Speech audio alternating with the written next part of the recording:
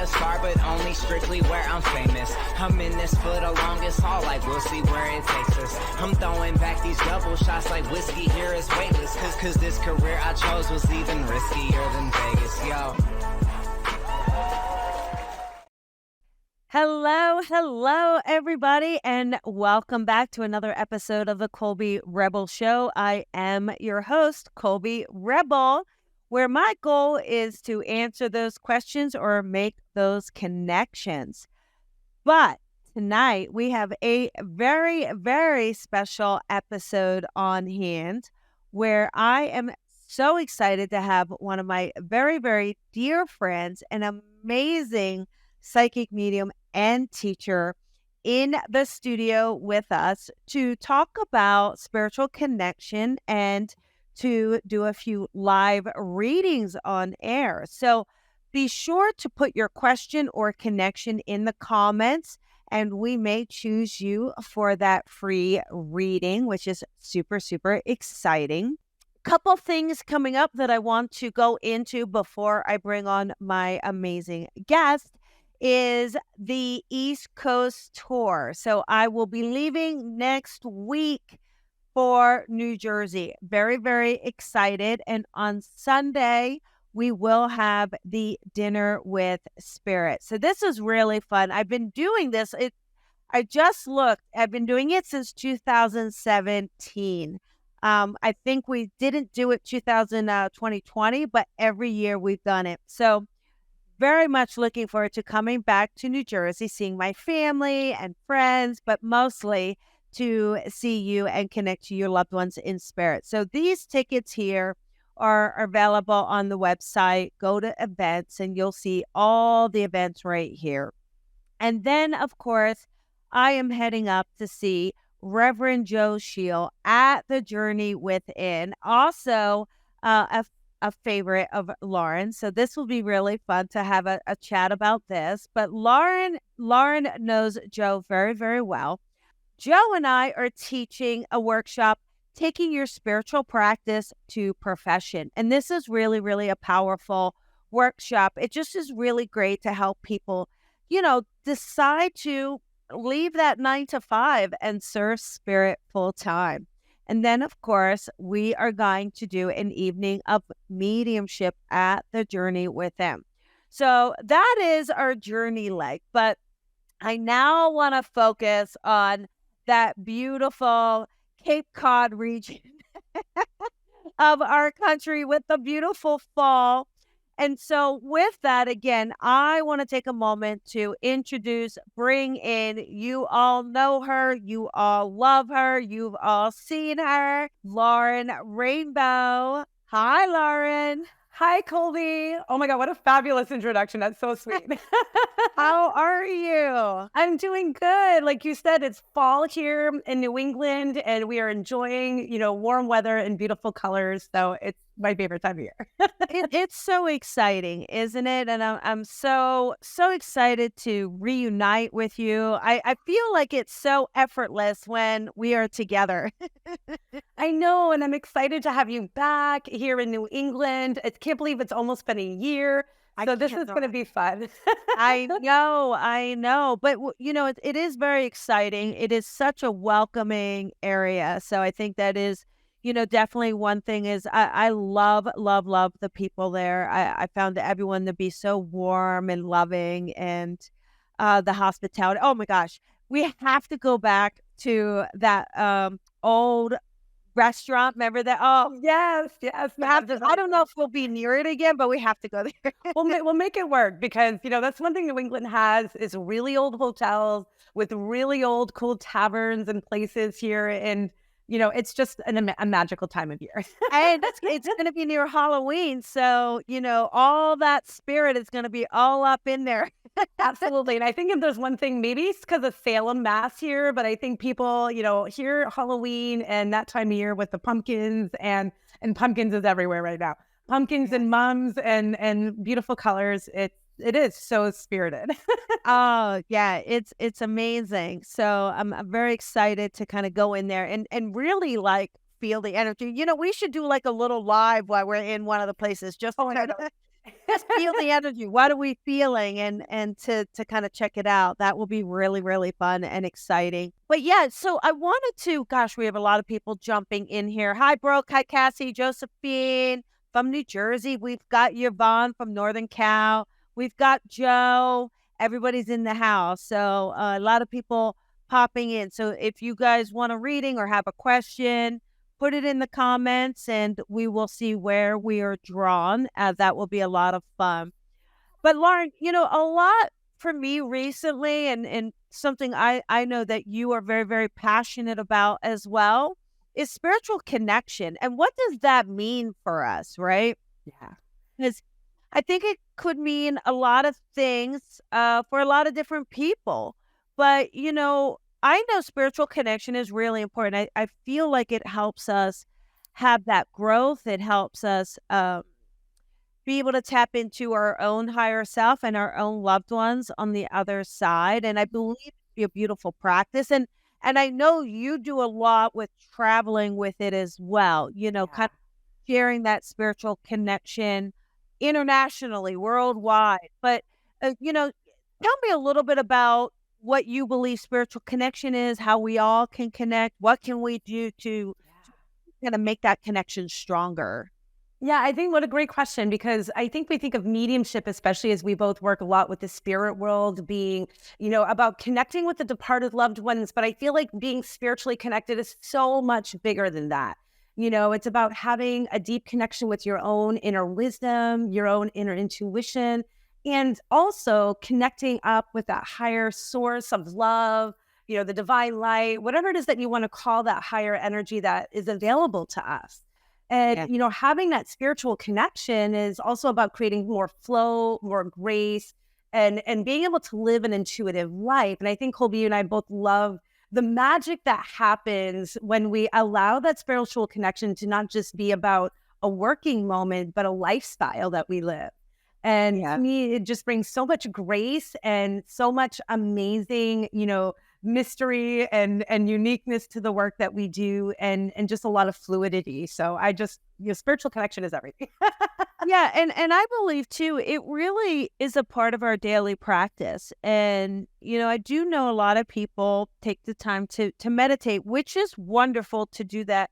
But I was talking just the other day in a group where I believe that that spiritual connection is outside of meditation as well. It's in connection with nature. It's in connection with source power. It is there's a lot of times I'll be outside just looking at the birds and the squirrels and having that connection. It is a sense of love too. Don't you think? I think that's the core of it, isn't it? That feeling of love for who we are, love for what surrounds us. And I love how you're saying like being out in nature, the animals, again, here in New England, like the crisp air of fall is always a lovely time to feel that spirited connection. But I think love is the core of it. And when you talk about that source power, which I love that term, to me, source power is unconditional love. It's embracing the truth of that energy and living in that truth of love. So it's really gorgeous. I do feel like one of the greatest reasons we are all here for the physical experience is for unconditional love. And what does that look like? And that unconditional love starts with ourself, right? Yeah. Having that self-love, but then having that feeling of expanding that and bringing others in. And so, that's a big part of it. So I know, again, you do these wonderful tours that are around the world, and you must feel that spiritual connection on that tour, even if there's a language barrier or a culture barrier or difference. And shouldn't even say barrier, right? Really, it's just a difference. But don't you find that spiritual connection to be fluid? And in what ways do you see that spiritual connection coming through? Oh my God, the journeys are really, to me, the profound shifts of even deeper connection with that source. We're traveling to places in Egypt and India that are really built for spiritual connection.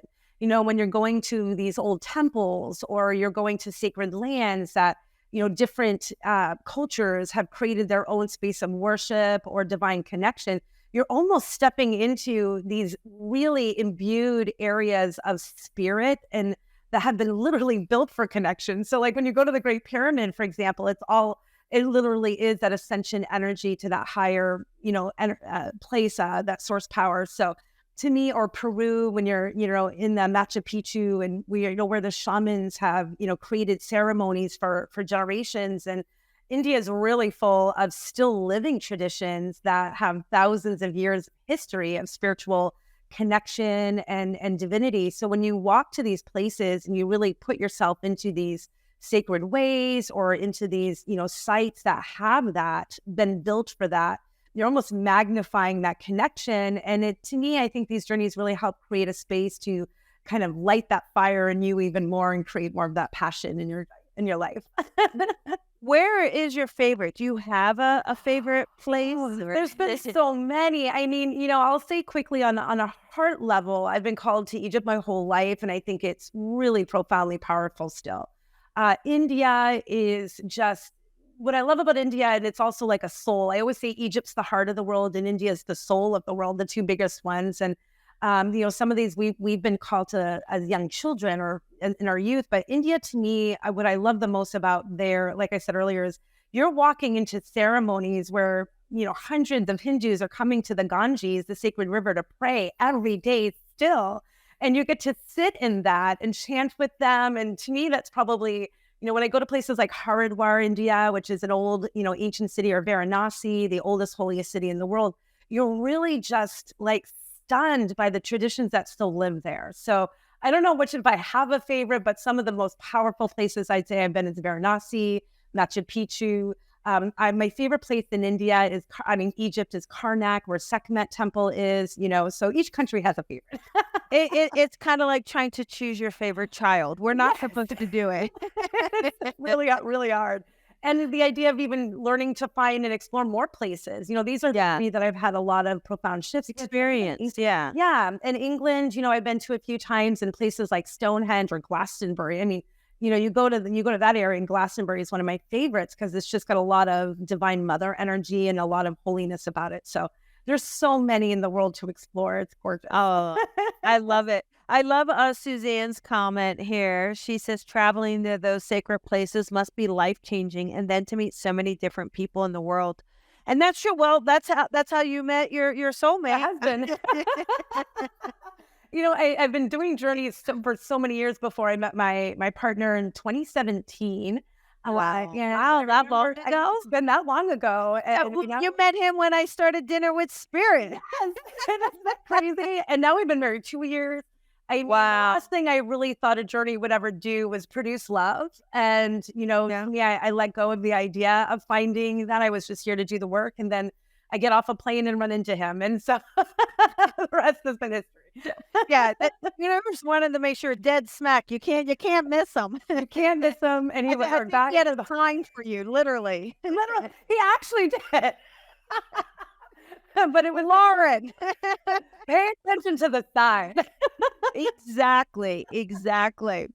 And that's true just even for, our listeners. When we do talk about spiritual connection, it is about noticing the signs and synchronicity. So I was mentioning this in the group the other day, and I'm guilty of it. I believe I have been guilty. I am better in the more recent years. But, rather than saying to Spirit, show me this, well, then show it to me again. And no, now I really don't believe you. So you have to show it to me a third time, and then maybe I'll believe you. Like, I feel like when we really notice the synchronicities and the repeating numbers or the repeating signs or the messages and take them to heart and say, okay, yeah, wait a second. This isn't just coincidence, right? Yeah. I feel like that is such a part of spiritual connection as well. And we so easily want to dismiss it. Yeah, we always want to dismiss it, don't we? And I think that, that's the challenge. I love how you're the folks that I call them, when we're like, oh, are you sure, Spirit? Are you sure? Do you want to show me that again? When we're testing the waters. And I feel like, to me in the beginning, I think there was a lot of that in my early stages too. So I have to admit I've done that too. But I feel like, and I have heard some of your great stories, like when you found your condo and the key. like sometimes they're just like knock dead, not dead, pardon the pun spirit, but just these, there's just some moments that are so clear you can't deny. You're like, okay, no need to say that again. I hear you. I get it. I got the memo. Yes, I love it. And Joe here brings up a good point. Now, he talks about this time of year with the orbs in the kitchen camera, which is wonderful. But orbs also, can be a part of that spiritual connection. We have orbs. It's been a while, actually, since I've seen orbs. I will tell you, I was in Lilydale, and it was pre-COVID.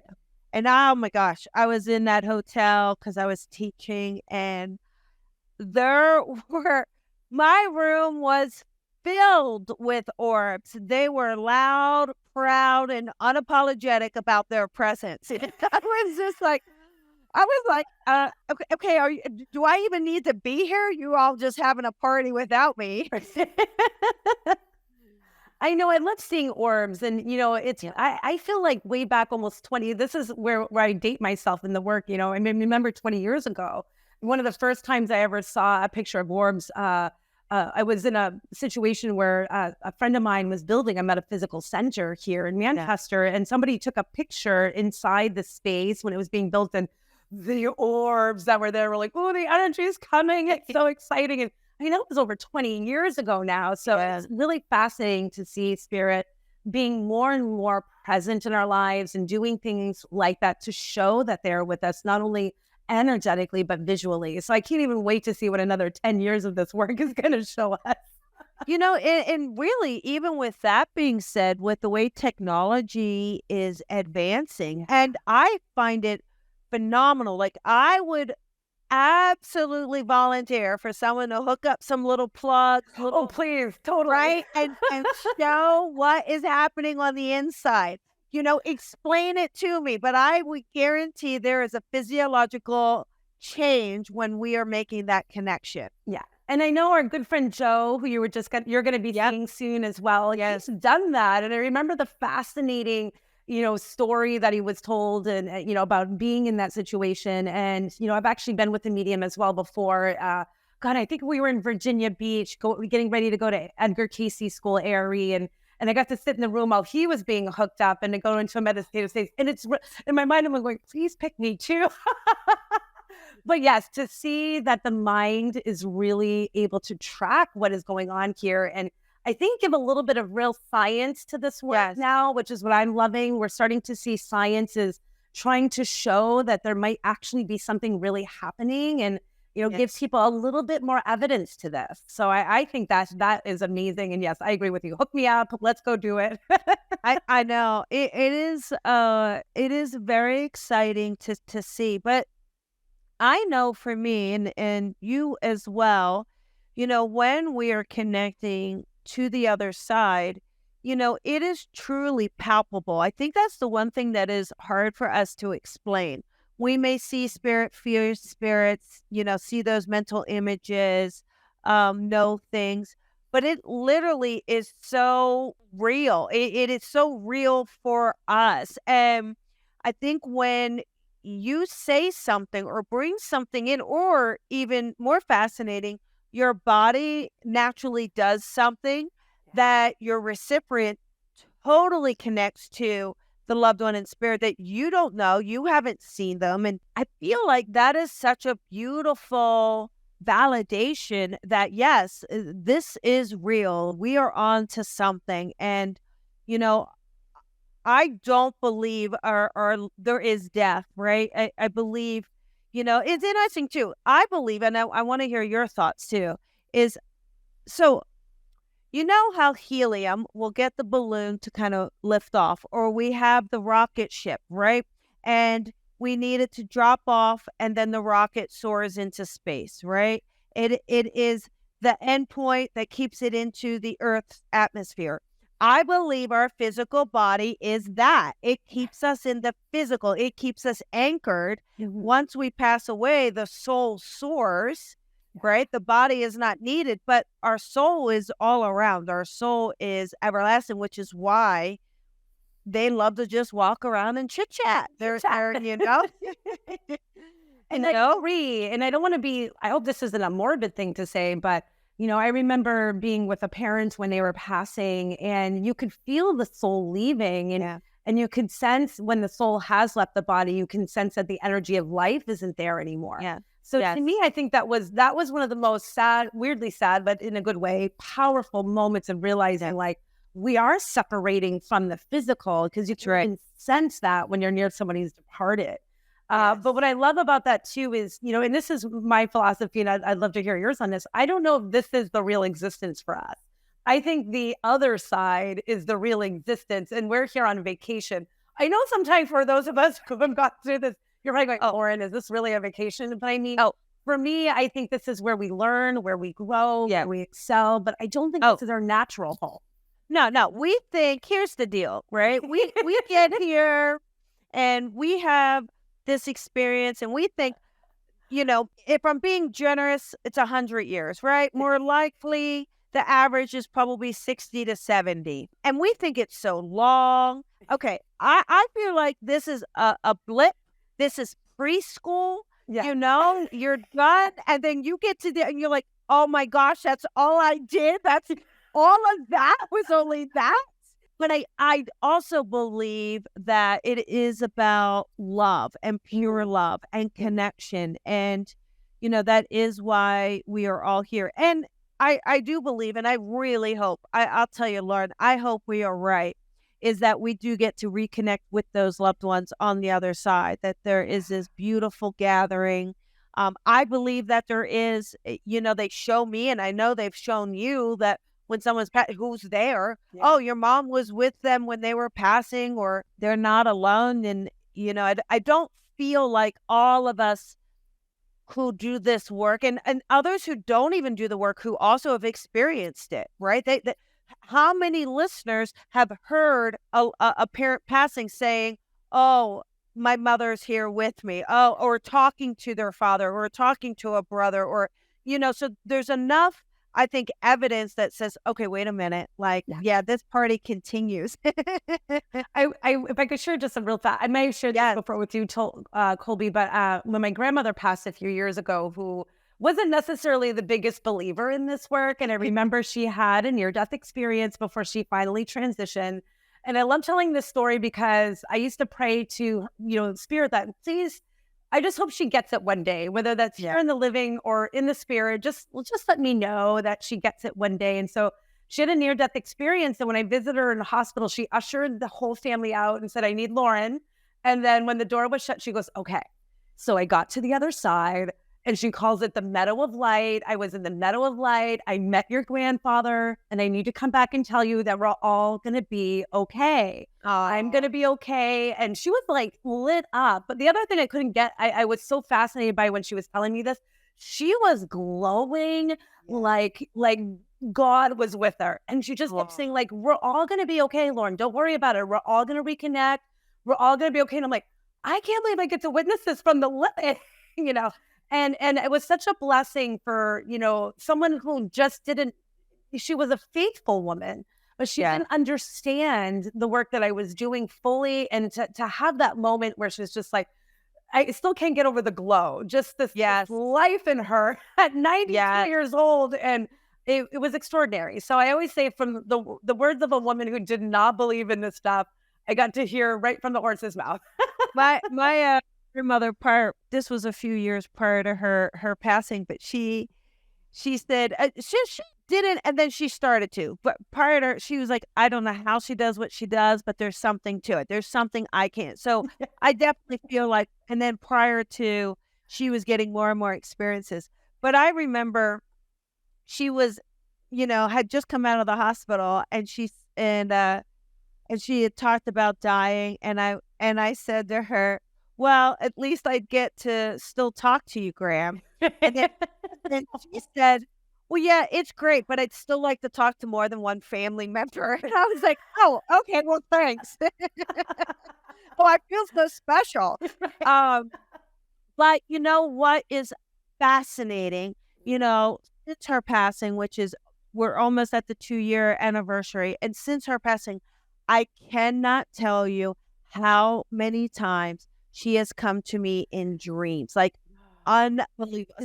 I feel so grateful. Sometimes we have one dream or it takes a while. I mean, this lady loves to just be a presence in my life, or even thereafter with the signs and the symbols. And, I know one time I was, hummingbird is my sign for her. And I'm in this tiny little baby cabin here in Big Bear, and the doors were open. And this happened twice. Once was I was outside sitting on the patio, and this hummingbird, I am not kidding, flew right here, right here. I mean, I literally didn't even want to breathe. I'm like, oh my God, like kidding, you know?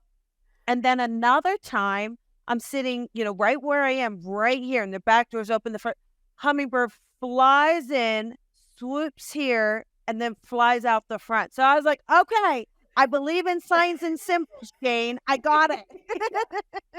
I had a similar one with my grandma as well. She loves cardinals, and we all know cardinals are the bird of spirit. But, I love signs like this, like the hummingbird coming so close. And in this situation, I was driving. It was a few weeks after my grandmother passed, and another medium friend of mine called to check in, and I pulled over. My car is running. I have a little Beetle at the time, and a cardinal came and sat right on the hood in front of me and looked at me for 5 minutes. It wasn't just a second, let me pop in. I'm here on the phone going, you won't believe what's happening right now. Here is this cardinal staring at me. And it just sat there on my car, and you just kind of go, and it happens to be my grandmother's favorite bird. So that's why I know it's the messenger spirit, but it was also her favorite bird. So I just love that it was just sitting there so long on a car that's idling, just like, oh yeah, I got you, Lauren. Yeah. Oh yeah. Yeah. And I'm going to start to you acknowledge.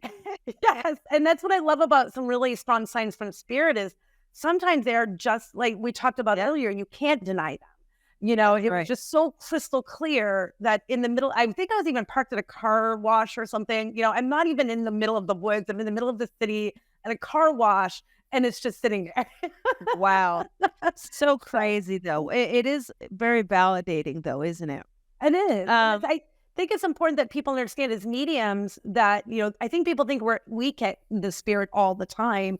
But I think it's important to understand that as mediums, we get those signs and we kind of need them too. They just remind us that we're doing the right thing or that we're going in the right way. Absolutely. Absolutely. So we have Linda here. Her question, do either of you believe in star seeds? So I will leave that one up to you.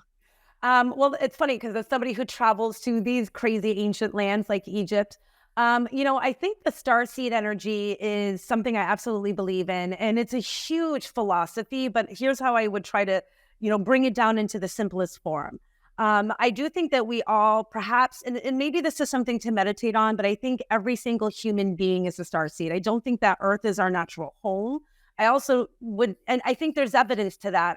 You think of all the animals that do live here on Earth. They don't destroy the Earth and build it to function. Humans have done that. So I think that we are indeed from other areas. I think we have come to this Earth. I think we're ravaging her, unfortunately. But that to me is one of the biggest pieces of evidence that I believe that perhaps none of us are really from here originally, that we are from a higher place. So, to me, that's what I would say is the simple aspect of what a star seed is. You are kind of a star seed. You've come down from a higher place to be here.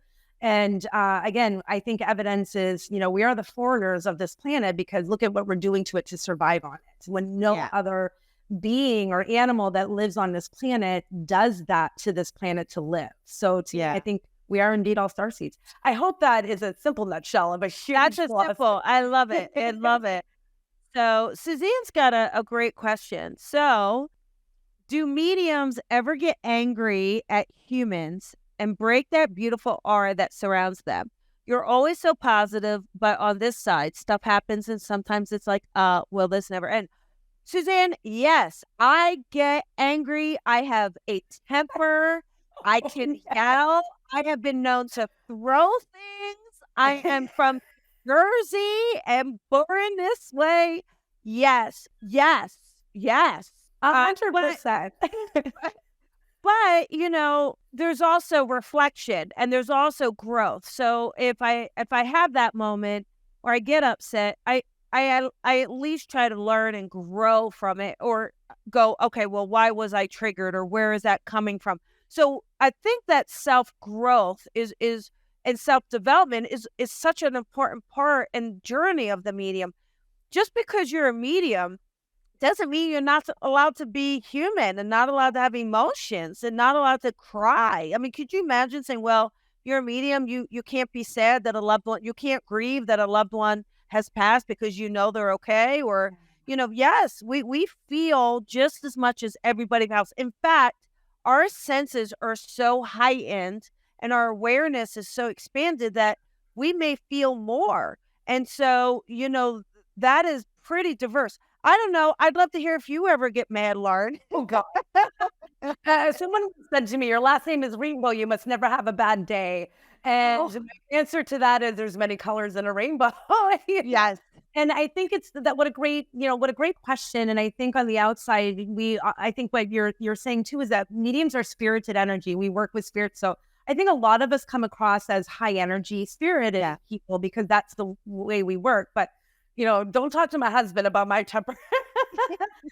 And I think that's, it's normal to feel. We have to feel, we have to express, like you said, Colby, we're talking about a grandma's passing and, it was emotional for me. Just because I know she's okay doesn't mean that I don't miss her presence and that doesn't bring sorrow sometimes, But I also think that, one of the interesting things about the comment was, does it break the aura? And I don't think temperament or anything breaks anything. Your energy is your energy. And I think what does it move with our emotions? Absolutely. Just because I'm having a bad day, though, doesn't mean my energy is broken. It just means I'm expressing myself. So maybe my aura gets wider, or if I'm feeling really sad and sorrowful, or just leave me alone today, my aura might feel a little closer to me. But I think to really break that energy would be really difficult. Yeah, no, I don't believe that the angriness breaks the aura. But think of it as like the placenta. The baby may kick, the baby may push, that placenta's still there. That's a good way to so we may be like, that beautiful aura may turn a deep purple every now and again, but it's still there. I love that. So true. Now, we've got a great, I love this question from our dear friend, Brandy. Brandy says, how do you regulate burnout? Oh, I know my answer. Please go first. Sure. I have one, but I'll let you go first on this one. Okay. All right. The burnout is caused from not respecting your boundaries. Mm-hmm. So when you respect your boundaries, then the word no comes into your vocabulary. No, I'm sorry, I'm not able. I'm not available. I would love to help you here, but can you please check back with me next week? It's taking time for you. And I feel like, and it is hard. I mean, especially, I'm very sensitive to the moms out there. If you're a mom and you've got those young ones and you're trying to, navigate them, navigate your career, navigate your relationship, especially maybe there's fur babies in the house and you've got all of this. And then on top of it, you're trying to take care of you. By the time you're in, you're the one worn out, because what are you going to do? It gets hard. But I feel like the best way to regulate. So I know for me, Brandy, and then we'll love to hear what Lauren says. I know for me, I can tell when I'm almost at that verge because I'll feel very kind of tired and my throat will start to hurt as if I feel I may be starting to get sick and I go, oh, you know what? I'm just tired. I'm just fatigued. And I will go out to a bar. No, I will just take some time off. I will, relax and have friends and have real conversations and, enjoy nature and not feel guilty for doing that. But now what about you?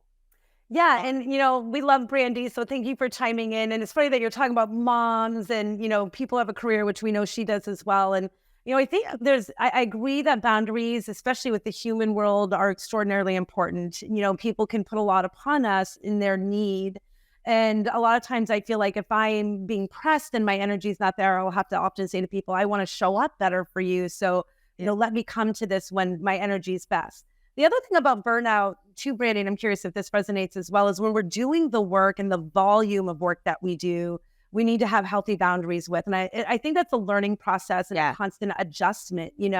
I think about my 26-year-old self who could do, weird volume of readings a day, 7 days a week. And now in my, older, my slightly more elevated years, I am down to just a few sessions a day, X amount of days a week. And, for me, it has constantly been something I also have to, check in with myself. If I'm finding that I'm faltering in the work or I feel like my quality isn't there, that I have to check in with myself and ask, is my schedule too much? Do I have to shift this as well? So I think it's a constant check in with yourself, like you're saying, Colby, and not being afraid to adjust according to what you're capable of, and knowing that lifestyle, age, again, being a mom in some cases, or, other things going on in your life are going to affect what you're able to do. So regulating burnout is a practice, and it's something that you want to in tune with yourself and, check in. And like you said, Colby, sometimes I'm like,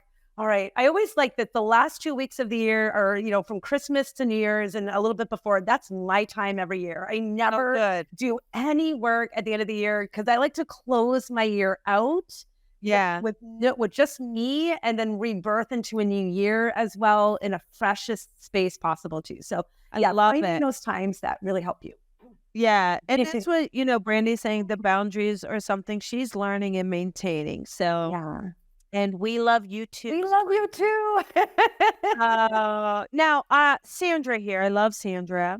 I really need to get back on my path. Any messages for me? And I think too, it's interesting. I feel like it's, when you're on that purpose, that nudge is there, right, Sandra? So where are you getting that nudge? Where do you feel like you're kind of missing? Are you missing the readings? Are you missing showing up? Are you missing, being of service, in order to accommodate, what is going on in your life?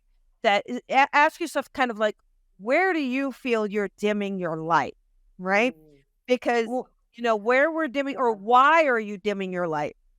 Sometimes we can dim our light if we don't feel accepted, or if we're in a situation where we can't, or there's too much stress or pressure or anything. But when we start to dim our light, we start to get really severely off our path. So what advice do you have for Sandra Lart? It's really interesting because, and I think we use this word being on the path as though, we're following some kind of road through life. And as somebody who just journeys everywhere, what I've learned is that life is indeed a journey, but sometimes there's, I always say life is like Google Maps. Sometimes you know the destination, but sometimes it takes you off this little side road to get back on the main road. It's like Waze. What? No, it's like Waze. Waze is the worst one. It's supposed to give you the quick, shortest route. And next thing you know, they have you on some backcountry road that you never heard of, and it's pitch dark at night, and you're thinking Mason is out there for you. Okay, that's what happens. And that's so it's not that you're really ever off the path. You're just taking a little detour around for some reason. Maybe you needed a scenic moment, or sometimes there's a little bit of a lesson, or you maybe needed to pull back.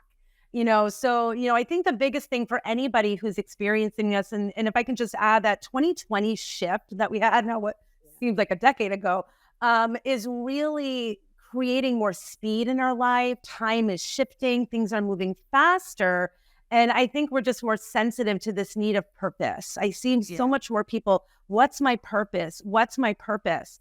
And so I feel like, start in the basics of your life. And this is even something I've had to do this year when I feel like I need to create something massive instead of just gone back to the basic side of mediumship and just done good old fashioned messages from spirit. And that feels amazing. So if you're feeling like you're off your path in some way or feeling a little lost in the woods, come back to that basic loving thing that really drives you up, and let that be something that heals and gets you centered for new growth. And it's not going backward. It's just coming back to yourself, your basic Coming back to your spiritual connection. Yeah. The way that it started for you. Start at the beginning again. Finding joy in it. What brought you joy? That sort of thing.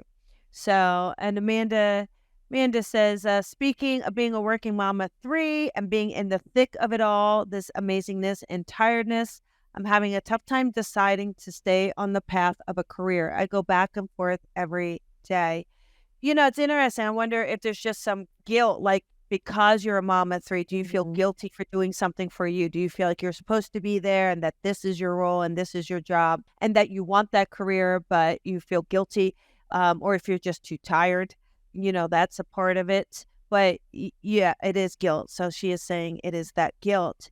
But think about what you're showing your 3 beautiful babies by being a powerful career person, that you are following your passion, that you are living your purpose. And, isn't that the best example for your kids and finding that balance? But what do you take on it, Laura? I think guilt is like our ego. Our ego, I always see there's the heart calling, the natural part of us, our soul essence that's always going us forward, right?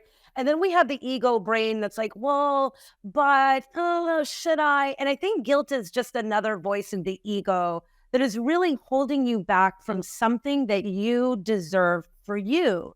We were raised a lot. I was raised in my traditions, my younger traditions, this way to feel guilty if I wanted to do something that brought me joy or was something that was good for me. And I think I want to see guilt as just another way of the ego holding you back from your truth. So if you feel guilty, dive in. Yeah. Dive into that.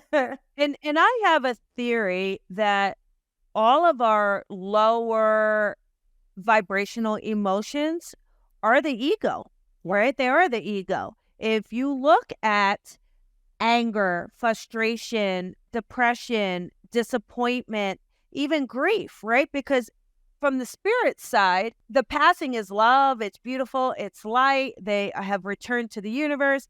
The ego misses the person in the physical, right? So, I think it is really important, like you're saying, Lauren, of, hey, wait a second, let's not feel guilty because that's the ego stepping in. It's holding you back from something amazing. Yeah.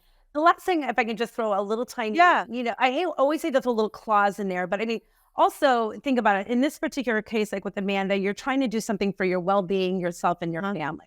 So, and to me, this feels good. I mean, if you're making a decision that is bad for your health or your well-being, and then there's a guilt feeling there, do be a little bit smart about that.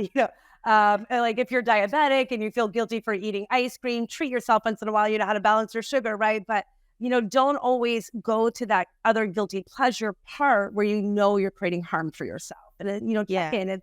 In this case, Amanda, it feels like you're trying to make just a really smart decision for yourself that feels good. So I feel like let that purpose and passion really flourish and find balance, as we were talking about earlier, right? Yeah. Finding that balance so that, and if you are happy and you are living your purpose, your kids are going to see that. You're going to bring more joy. You will end up having more energy for them. There won't be any resentment that things aren't working out. So, yes. Well, that was that. We only have a couple minutes left, if you can even believe it. Goes by so fast. It really, really, really does. So we'll do this one super quick before we say goodbye. But Lori, is my mom around me? She passed away last August. So this might be a perfect one to kind of dive into. So if you want me to kind of just go into a little bit from the spirit side, Lori, the first thing I get immediately is a woman who feels like you were kind of her rock in her kind of, especially at the end. I feel like you were my rock, you were my voice, you were my advocate. And I don't know, Lori, I know you're going to probably respond in the comments, but I feel like your mom had a hot ticket personality when she was here in Healthy. And I do feel that as she steps in, I want to use the word number 1. So I don't know if that means you're the oldest or, again, that firstborn or just that a little bit that one closer to you. But I just feel like you were that number one essence for her. The other weird thing is, and I don't know why I'm seeing this, but she talks about lipstick. So if that has any significance, I don't know if she always had to put on her lipstick or have her lips done, but I keep seeing a little thing of lipstick here as if I needed to always have myself put together, or thank you for keeping me looking well. So I get the sense that she might have been a bit unwell before she passed. Is there something you want to add into that, Colby? Yeah, I think it is absolutely her around you. And of course, I believe it is something where you have been sending her, Mom, if it's you, I need you to do this and I need you to do that. And she's responding. So it's like, yes. And it is knowing that. So yes, I hope that helps. Now, you and we have some wonderful upcoming events that I'm super, super excited about. I'm very excited. We're going to teach this workshop, Fundamental Pillars of Spiritual Gifts. You and I just kind of, we just jumped on this and we were like, yes, yes, and more yes. And, I'm very excited about this. This is Sunday, October 22nd. It's going to be this great workshop, the Fundamental Pillars of Spiritual Gifts. Tell us about Circles of Wisdom and what, anybody who takes this class can kind of expect from it. Yeah, so we're going to be for the first time, well, for you for the first time, for me, it's been quite a bit of a journey. Circles of Wisdom in Methuen, Mass is one of the oldest, longest running. They're celebrating 25 years as we speak in business, and has been just this incredible space for metaphysical, spiritual development now for, as we know, 25 years. And it's in Methuen. Kathy, our beautiful space holder at Circles of Wisdom, has created an incredible shop with crystals and, cards and stuff. And then we have this gorgeous room that we're going to be teaching in. So for anybody who's here in Massachusetts or in the New England area and wants to come see us at Circles, please do. Yes. This workshop is about, I think what we decided when we did this was not only just talk about intuitive pillars, but as we've been talking about here today in the class, is really establishing some pillars in your life. The thing about being spiritual is that it gets to be a little bit more of your own design, but some people I don't think know how to design their own spiritual faith or belief system.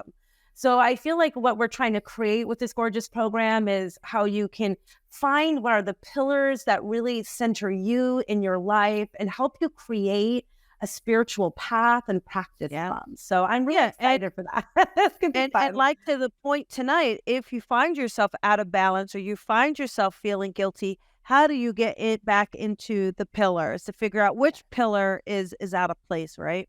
Yeah. And then we have an evening of unforgettable connection. So it is a full day. It's a full day. It is a lot.